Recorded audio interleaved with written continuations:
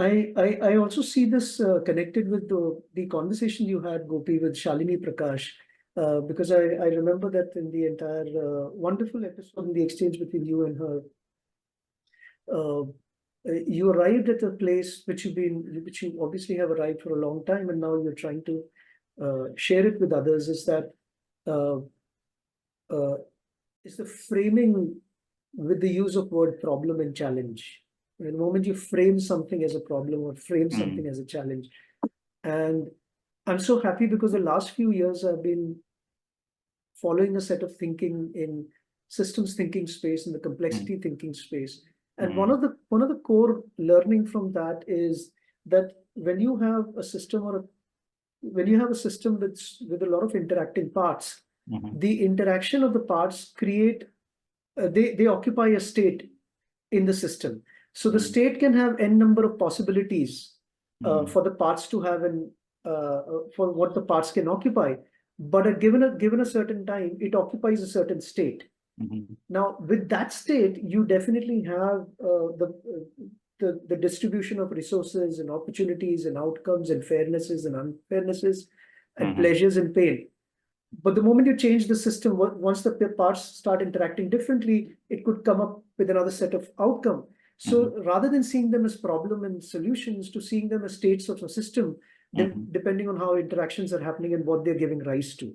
And certainly with contemplative practices, as you mentioned, even in that episode, your perspective building is different, your empathy is different, your emotional intelligence is different, and that gives you a very different understanding to how you're seeing the states being occupied, and then creatively, and that you also mentioned that lends to creativity in some interesting ways. So is this giving something that you want to speak about? Again, there is no question. We're just riffing on stuff. So yeah. What comes up for me, Hemant, is that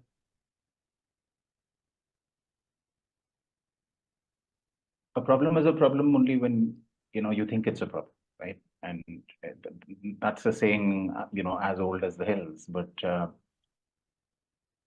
there's a lot of truth in it, in the sense that, like you beautifully articulated, I think when things shift, they create different states which have their own place and their own meaning. And for me, the question often becomes about how do we equip ourselves with the perspectives and the skills to be able to engage with these different states with both attachment and detachment. So not being too attached to something that we are unable to just see anything else, but not being so detached that we, just completely miss it when it goes by. I think there's this nice level of tension that can exist.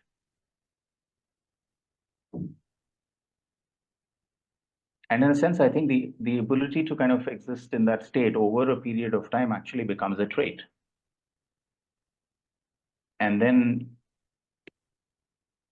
one is in, let's say, one can be in a constant state of wonderment at how things operate. And then you're like, oh, wow, oh, wow, that shifted.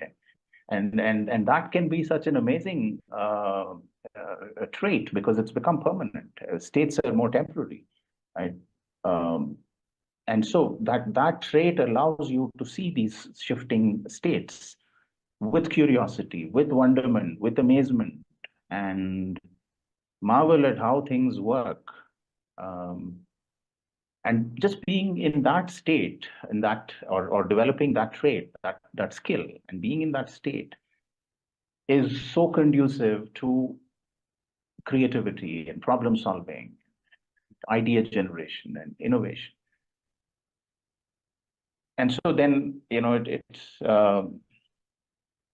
it's really interesting, even in neuroscience, they see that the brain operates at different frequencies, right? Typically, we're in a state of beta, which is, whatever, 14 to 20, 14, 16 to about 28 cycles per second. And that's the normal state most people are in.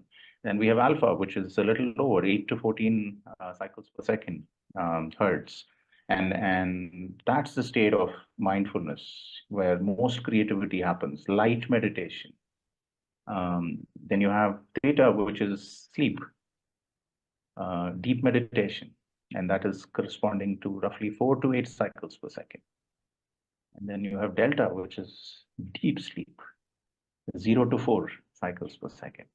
And of course, you don't have less than 0 because you'd be clinically, brain dead, electrical activity would stop. But here's the beautiful thing.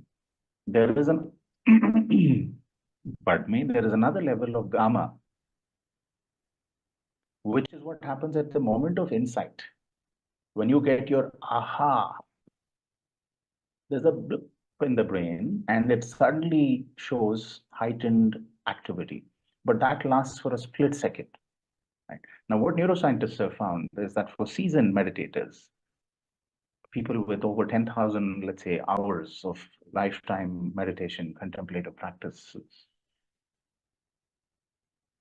gamma states can extend to longer periods of time. So where for mere mortals, like us, perhaps it's just a split second, for these guys, they can exist in that state.